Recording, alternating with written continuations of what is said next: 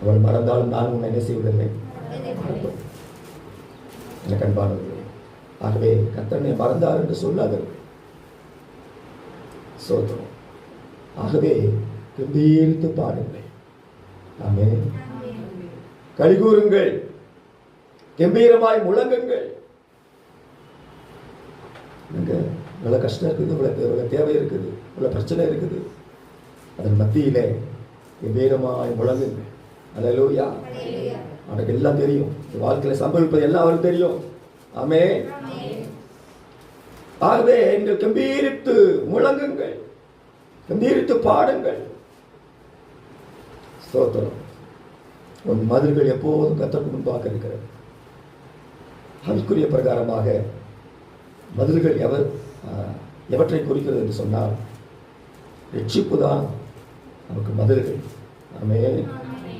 அதற்குரிய பிரகாரமாக மதில்கள் என்று சொன்னால் அந்த ரட்சிப்பை குறிக்கிறது. ஸ்தோத்திரம். ஆகவே இதுவரைக்கும் இன்னும் ரட்சிப்பு என்கிற மதிலை கட்டவில்லை என்று சொன்னால் உடனடியாய் கட்ட வேண்டிய மதில் என்ன தெரியுமா? ரட்சிப்பு என்கிற மதிலை கட்டணும். அல்லேலூயா. உடனடியாய் கட்டணும். அவ்வளோ அவசரம். எனக்கு அன்பானவர்களே, மதில் ரொம்ப முக்கியம். ஒரு பட்டணம் அப்படின்னு சொன்னால் பட்டணத்துக்கு எது பாதுகாப்பாக இருக்குது? அந்த பட்டணத்தில் மதில்.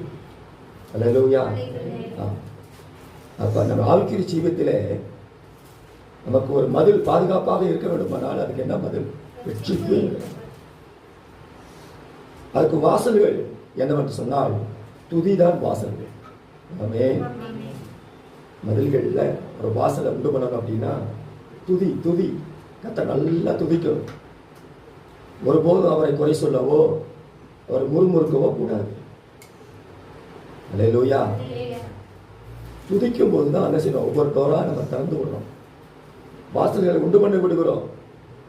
எனக்கு அன்பானவர்களே, துதி என்கிற வாசல் வழியா கர்த்தர் வருவா, கர்த்தருடைய ஆசீர்வாதங்கள் வரும், தேவ தூதர்கள் வருவார். ஆமென்.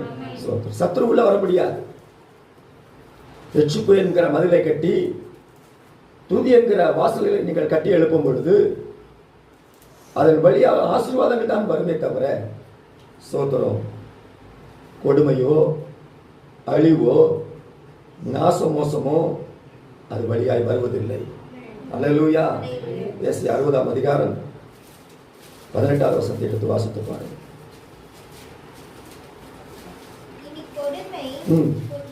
இனி கொடுமை உன் தேசத்திலும் அழிவும் நாசமும் உன் எல்லைகளிலும் கேட்கப்படவும் மாட்டாது.